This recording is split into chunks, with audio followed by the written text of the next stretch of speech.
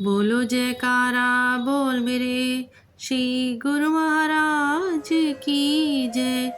साचे दरबार की जय। एक दिन श्री परमहंस दयाल जी महाराज और महंत रामेश्वर दास जी, जिनके आप अतिथि थे, मोती डोंगरी से वापस जयपुर जा रहे थे।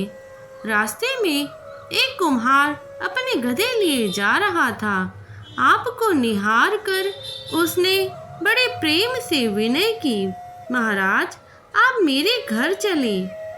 आप उसके श्रद्धा भावना पर प्रसन्न होकर उसके साथ चल दिए। उसके घर कोई बिस्तर भी न था। उसने एक फटी हुई पुरानी कथरी बिछा दी। आप उसी पर विराजमान हो गए। कुम्हार ने जौ की 2 मोटी मोटी रोटियां तथा छाछ से भरा एक मिट्टी का प्याला श्रद्धापूर्वक आपके आगे रख दिया। आपने बड़े प्रेम से रोटियां खाई और छाछ का प्याला भी पी लिया। रोटी का जरा सा टुकड़ा महंत जी को भी दे दिया, परंतु महंत जी जाति धर्म का भेद रखते थे, अतः उन्होंने नहीं खाया बल्कि एक और रख दिया। जब आप और महंत जी निवास स्थान पर आए तो महंत जी ने इस बात की चर्चा अपनी माता जी से की और कहा कि आज तो श्री गुरु महाराज जी को अवश्य कष्ट होगा।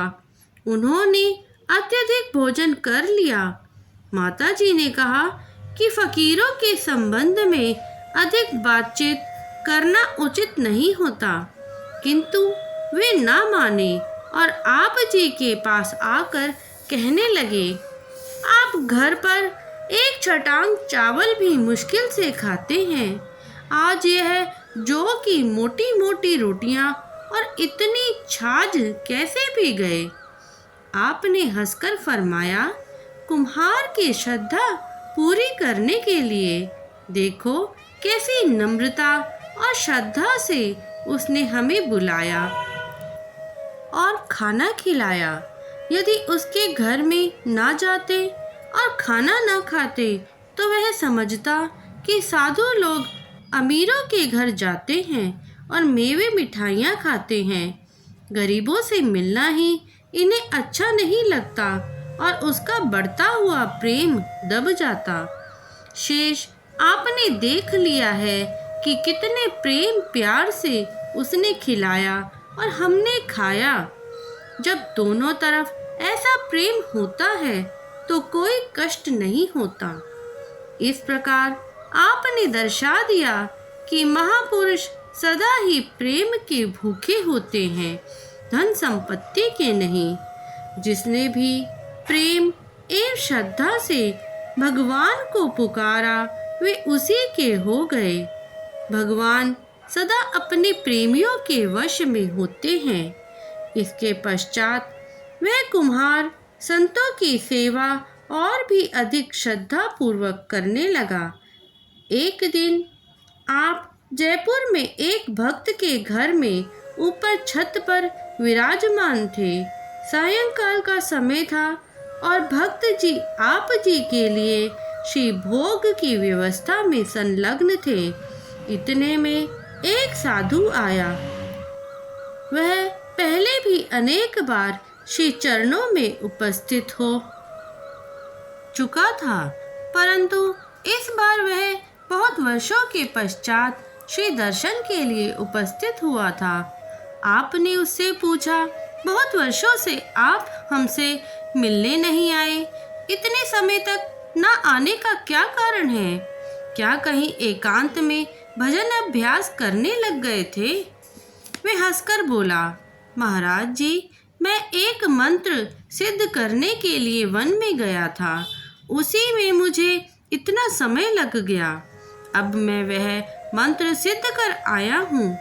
मैंने मन में विचार किया कि आप महापुरुष हैं, इसीलिए पहले आपके दर्शन करके आपसे आशीर्वाद प्राप्त कर लूं, तब इस मंत्र का किसी व्यक्ति पर प्रयोग करूँगा, क्योंकि जिस कार्य में संतों की कृपा सम्मिलित हो उसमें मनुष्य निश्चय ही सफल होता है। आपने फरमाया, मंत्र की सिद्धि किस विषय में है, अर्थात इस मंत्र से तुम्हारा क्या प्रयोजन सिद्ध होगा? उसने उत्तर दिया, महाराज जी, इस मंत्र का मैं जिस व्यक्ति पर भी प्रयोग करूँगा उसकी अवस्था गधे अथवा कुत्ते जैसी हो जाएगी और वह वैसी ही बोली बोलना आरंभ कर देगा। आपने मुस्कुराते हुए पूछा, ऐसा करने से तुम्हें क्या मिलेगा? वह बोला, इस मंत्र का लोगों पर प्रयोग करके और उन्हें हैरान करके मैं उन पर अपनी विशेषता जतलाऊंगा, क्योंकि ऐसे किए बिना संसारी लोग वश में नहीं आते। जब वे लोग मेरा चमत्कार देखेंगे तो वे मेरा आदर सम्मान तो करेंगे ही, साथ ही साथ मुझे धन पदार्थ भी भेंट करेंगे, जिससे मेरा जीवन अत्यंत सुखपूर्वक व्यतीत होगा। आपको साधु की यह बात सुनकर बहुत खेद हुआ कि यह मालिक की भक्ति के मार्ग से भटककर चमत्कार दिखाने और असत मान सम्मान के चक्र में फंस गया है। आपने उसे सचेत करने और पुनः सतमार्ग पर लगाने के लिए एक युक्ति विचारी। आपने उस साधु को फरमाया, तुम अपना मंत्र पहले हम पर प्रयोग करके तो देख लो कि वास्तव में वह सिद्ध हुआ भी है या नहीं।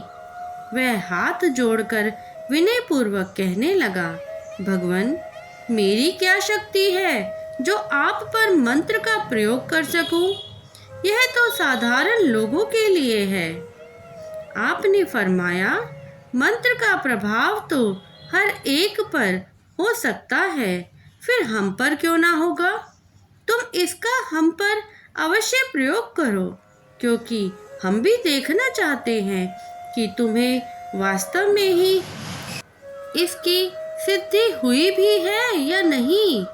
जब आपने कई बार उससे यही वचन फरमाए तो उसने मंत्र पढ़ना आरंभ किया, परंतु आप पर उसका कुछ भी प्रभाव ना हुआ। जब वह 3 बार मंत्र पढ़ चुका और कुछ भी परिणाम ना निकला, तब आपने यह फरमाकर कि अब हमारा तमाशा देखो, अपने कर कमल के पंजे को पलटा दिया। बस फिर क्या था, वह दोनों पैर और दोनों हाथ धरती पर टेक कर लगा पशुओं की तरह चलने और भैंसे की सी आवाज में बोलने। घर में शोर मच गया। भक्त जी भी शोर सुनकर दौड़ते हुए आए और ऐसा कौतुक देखकर आश्चर्यचकित हो गए। उन्होंने आपके पावन चरण कमल पकड़ लिए और उस साधु को क्षमा करने के लिए अनुनय विनय की, परंतु आपने उस समय कुछ नहीं फरमाया। अंत में जब उसके मुख से रक्त बहने लगा तो भक्त जी ने घबराकर फिर से चरण कमल पकड़ विनय की, महाराज जी, अब तो इसे क्षमा कर दे, अन्यथा यह मर जाएगा। आपने मुस्कुराते हुए फरमाया, घबराओ नहीं, यह मरेगा नहीं, और यह फरमाकर शिकर कमल को सीधा कर दिया।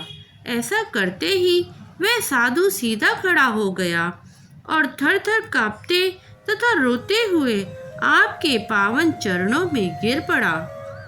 आपने भक्त जी से जल मंगवाया और उस साधु को फरमाया कि अंजलि में जल लेकर उस व्यक्ति की जिसने तुम्हें यह मंत्र बताया है शपथ लो कि तुम इस मंत्र का प्रयोग किसी पर भी नहीं करोगे।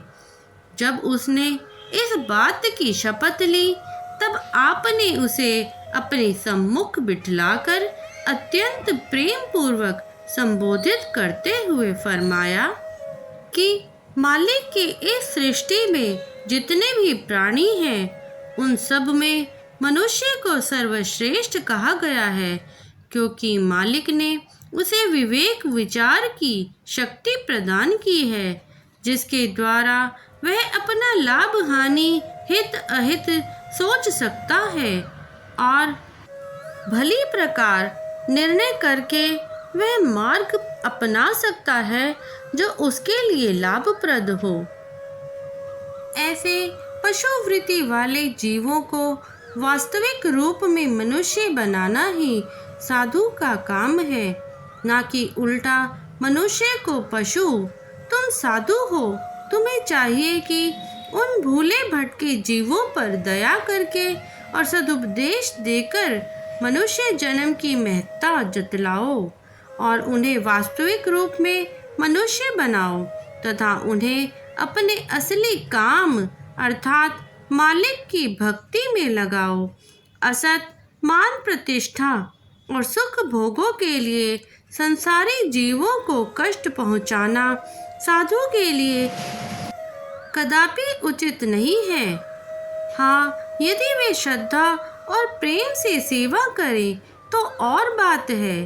फिर भी साधु का कर्तव्य तो यही है कि सात्विक भाव से सदुपदेश देकर दिन रात जन कल्याण का कार्य करता रहे।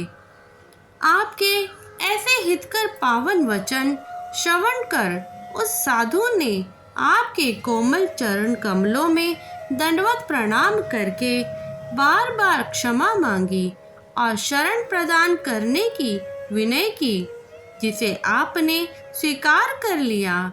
जीवन पर्यंत चरण शरण में रहकर और नाम की कमाई करके उसने अपना लोक परलोक सवार लिया।